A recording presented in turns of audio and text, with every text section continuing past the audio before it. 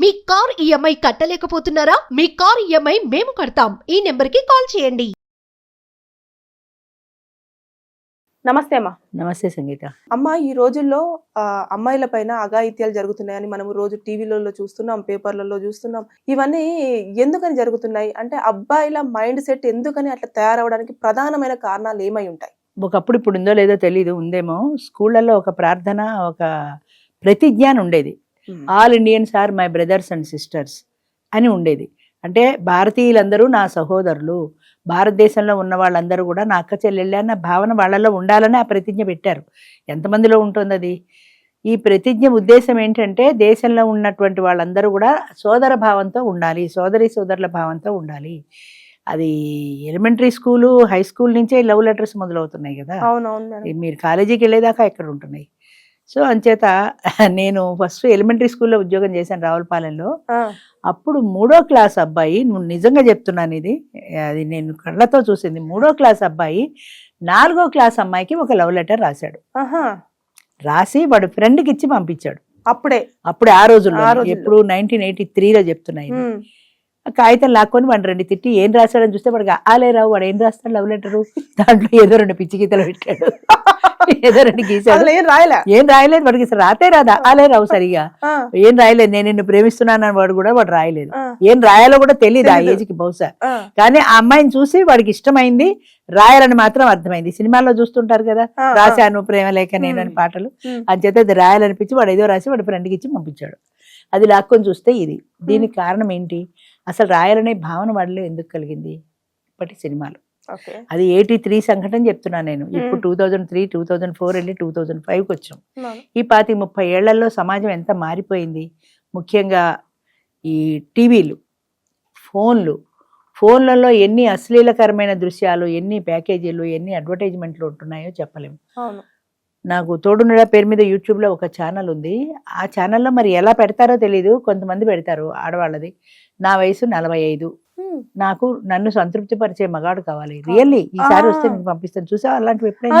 చూసానమ్మా. అదే ఎలా వస్తున్నాయి అసలు? అమ్మాయి ఫోటో ఉంటుంది, మనిషి ఉంటుంది, వీళ్ళెవరు ప్రాస్టిట్యూట్సా, ఫ్యామిలీ వాళ్ళ, అసలు ఎలా వస్తున్నాయి అవి? ఇలాంటి భయంకరమైనటువంటి మెసేజ్లతో ఎలా పెడుతున్నారో నాకు అర్థం కాదు. విత్ నెంబర్ కాంటాక్ట్ నెంబర్ ఇస్తారు.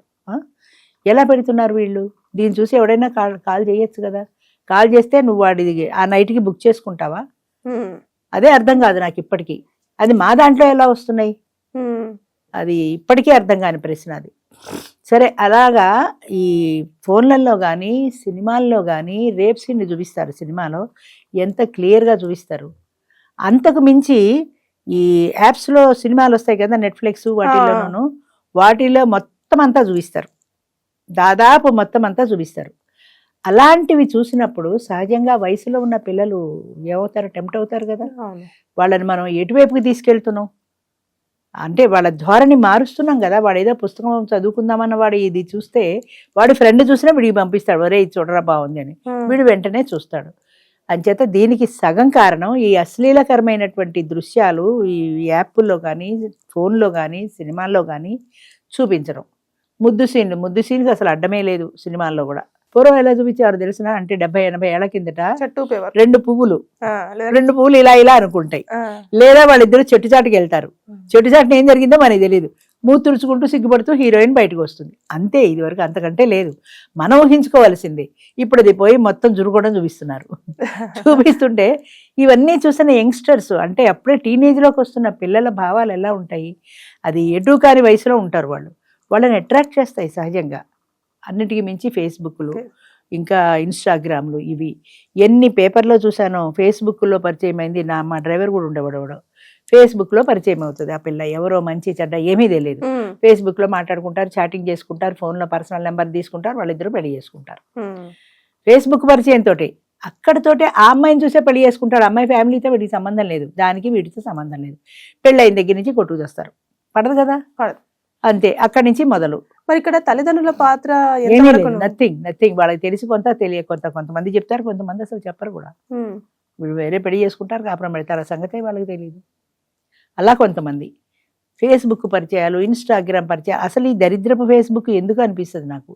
ఇందులో అబ్బాయిలు అమ్మాయిలు తప్ప నా వయసు వాళ్ళు ఎంతమంది ఉన్నారు చెప్పు? అందులో ఉండరు.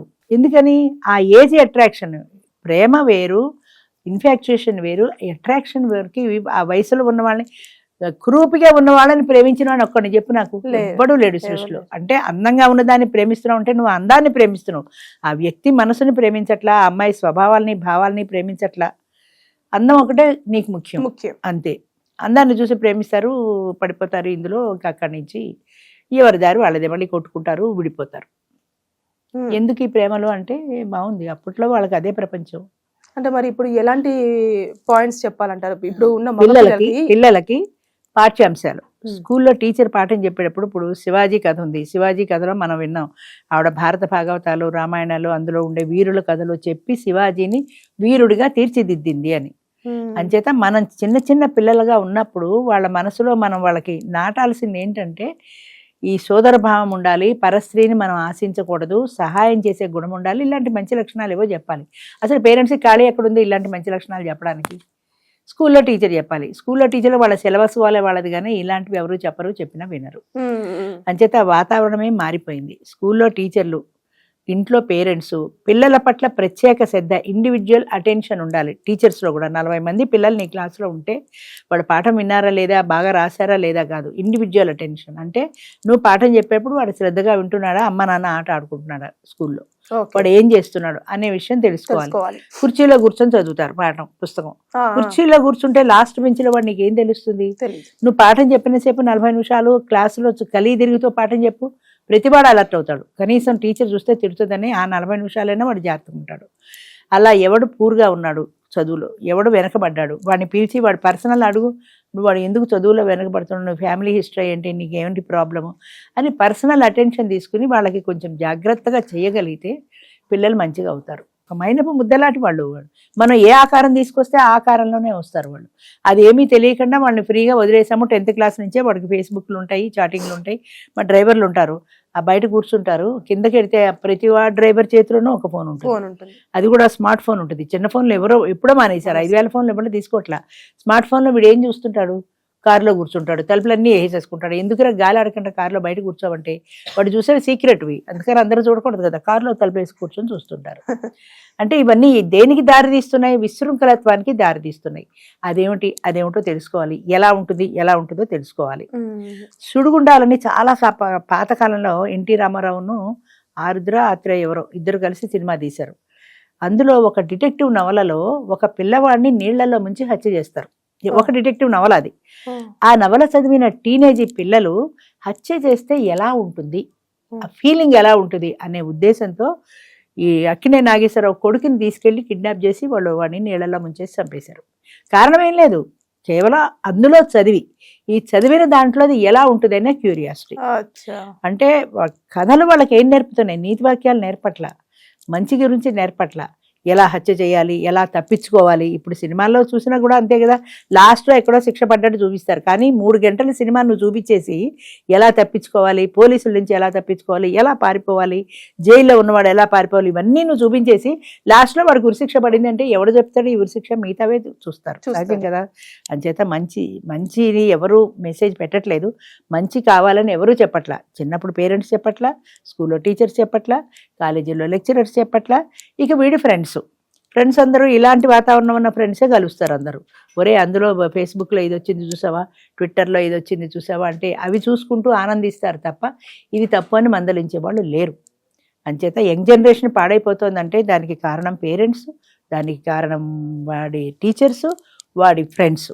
మన వాళ్ళు చెప్తారు ఫ్రెండ్ని చూసి వీడు ఎలాంటి వాడో మనం ఈజీగా కనిపెట్టచ్చు అంటే, ఫ్రెండ్ అలాంటి లక్షణాలు ఉంటే వాడితో స్నేహం చేసిన వాడికి అలాంటి లక్షణాలే ఉంటాయి. అందుకని వాతావరణంలో అసలు సిస్టంలోనే మార్పు రావాలి. అది మన వల్ల కాని పని. కానీ పేరెంట్స్కి తెలియాలి, నా పిల్లాడు ఇలాంటి తప్పుడు పని చేయకూడదు, అలాంటిది పేపర్లో పడిందంటే వాడు పెద్ద పెద్ద కళ్ళు వేసుకుని చూసి చదివి ఎలా ఉంటుంది అని వీడు కూడా ట్రై చేస్తాడు. అంచేత అలాంటిది చూస్తే వాడి కళ్ళ పడితే తప్పు నాన్న, అలాంటి పని చేయకూడదు మనం, అది చాలా పాపం, మహాపాపం, తప్పో రైటో నువ్వేం చెప్పు, అది తప్పు, అలాంటి పని చేయకూడదు అన్న భావన పిల్లల్లో కలగాలి. అది కలగటం లేదు ఎక్కడ. అది కలగడానికి తగిన వాతావరణం ఇంట్లోనూ లేదు, బయట లేదు. అమ్మ నాన్న రూమ్ వేరు, నెలల పిల్లల నుంచే రూమ్ వేరు. ఇది వరకు 5-6 ఏళ్ళు వచ్చేదాకా తల్లి పక్కలోనే పడుకున్నాం పిల్లలు. ఇప్పుడు వేరు కదా, నెలల పిల్లలు కూడా పాల బాటిల్ ఇచ్చి వేరే పంపిస్తున్నారు. ఇవన్నీ మనకి ఏం నేర్పుతున్నాయి? మీ ప్రైవసీ మీకు కావాలి. కానీ ఆ పిల్లాడు అమ్మ అమ్మ అని ఏడుస్తాడు కదా, ఏడిస్తే మీరు ఎందులోనో చూసి వెళ్తారు. కానీ ఏడ్చిన తర్వాత కదా మీరు ఎడతారు. అసలు ఆ భావన ఎందుకు రావాలి వాడికి? ఆ సెక్యూరిటీ ఫీలింగ్ ఎందుకు ఉండకూడదు? అమ్మ పక్కన నేను పడుకున్నాను, అమ్మ ఉంది నాకు అన్న భావన వాళ్ళు పోయింది కదా. ఒకలాంటి ఇన్సెక్యూరిటీతో పెరుగుతారు పిల్లలు. అలాంటి ఇన్సెక్యూరిటీ వాళ్ళకి రాకూడదు కదా. అంచేత మన సుఖం మన సంతోషం త్యాగం చేసి పిల్లల కోసమే మా జీవితం అన్న ధోరణిలో ఎంతమంది ఉంటున్నారు పేరెంట్స్. వాళ్ళు టీవీ చూస్తుంటారు, నువ్వు పోయి చదువుకోరా అంటే ఆ పిల్లాడు ఎందుకు చదువుకుంటాడు? మనం టీవీ చూస్తున్నాం, మరి వాడి మనసు టీవీ మీదే ఉంటుంది కదా. అంచేత వాడు సెల్ ఫోన్ చూసుకుంటాడు, నువ్వు టీవీ చూస్తే వాడు సెల్ ఫోన్ చూసుకుంటాడు. ఇక్కడ ఫోన్ కట్టేసుకుని పిల్లలకి అన్నాలు పెడతారు. సంవత్సరం లోపు పిల్లలకి, నెలల పిల్లలకి. మా వాళ్ళు టీవీ లేదే ఫోన్ లేదే భోజనం చేయరండి. నెల పిల్లాడికి 6 నెలల పిల్లాడికి 8 నెలల పిల్లాడికి అసలు ఫోన్ అనే వస్తువు ఉంది అని ఎలా తెలుసు? వాడు ఎప్పుడో ఏడిస్తే నువ్వు ఫోన్ ఇచ్చావు. అంచేత అది ఆడుకుని వాడికి అలవాటు అయిపోయింది. వాడికి ఎడిట్ చేసింది మనమే. అది లేదే వాడు భోజనం చేయడు అని మనమే చెప్తున్నాం. వాడికి నువ్వే ఎడిట్ చేసి లేకపోతే అసలు మనకే పిచ్చెక్కిపోయినట్టు అయిపోతుంది. కనిపించకపోయేసరికి పిల్లలు కూడా ఏడుస్తారు. ఫోన్ చేతిలో పెట్టేదాకా పిల్లడు కూడా ఊరుకోడు. మనమే వాళ్ళకి అలవాటు చేస్తున్నాం, మనమే ఈ బిహేవియర్ అలవాటు చేస్తున్నాం, మనమే ఫేస్బుక్లో అలవాటు చేస్తున్నాం. నువ్వు ఫోన్ ఇవ్వకపోతే వాడికి ఫేస్బుక్ ఎక్కడిది? ఎలా చాటింగ్ చేస్తాడు? అంచేత ఇవన్నీ కావాలి అంటే మగపిల్లలు ముందు, ఆడపిల్లలు రేపులు అవి ఇవి అంటున్నారు కానీ అంతకు మించి మగపిల్లవాడికి ఎక్కువ క్రమశిక్షణ కావాలి. పరాయి ఆడదాన్ని చూసి టెంప్ట్ అయ్యే ఫీలింగ్ మగవాడికి ఉండకూడదు. ఆడదాన్ని చూడగానే వీడికి ఇదే భావన రాకూడదు. ఎంతసేపటికి వాడి మైండ్లో ఇదొకటే భావన. ఈ భావన కాక వేరే భావన రాదు. ఆల్ ఇండియన్స్ అని మా బ్రదర్స్ అండ్ సిస్టర్స్ అన్నమాట వాడికి గుర్తు రాదు.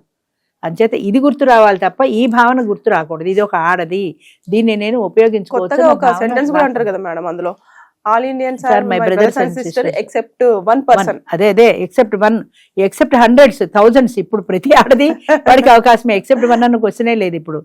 ఆడది అంటే చాలు. గాంధీ గారు చెప్పాడని చెప్తారు మన వాళ్ళు. ఒక ఆడది అర్ధరాత్రి ఒంటరిగా ఎప్పుడైతే నిర్భయంగా రోడ్డు మీదకి రాగలిగిందో అప్పుడే దేశానికి నిజమైన స్వతంత్రం అని. ఇప్పుడు 10-11 దాటితే రోడ్డు మీద ఆడది వెళ్ళే పరిస్థితి ఎక్కడుంది? ఆఖరికి క్యాబ్ బుక్ చేసుకున్నా క్యాబ్లో కూడా భయమే, క్యాబ్ డ్రైవర్ ఎలాంటి వాడు అని. అంచేత అలాంటి పరిస్థితి లేదు. అందుకే గాంధీ గారు ఆ రోజుల్లో అలా చెప్పాడు. ఆడది నిజంగా నిర్భయంగా ఎప్పుడైతే రోడ్డు మీదకి రాగలుగుతుందో ఆ రోజు మనకి నిజంగా స్వతంత్రం వచ్చినట్టు అని. అంటే ఒక ఆడదాన్ని చూసి ఇలాంటి వికార భావాలు లేకుండా మగవాడు ఉండగలగాలి. అలాంటి ప్రపంచం కావాలి. ఎక్కడుంది? లేదు, రాదు కూడా. థ్యాంక్ యూ అమ్మా. Thank you.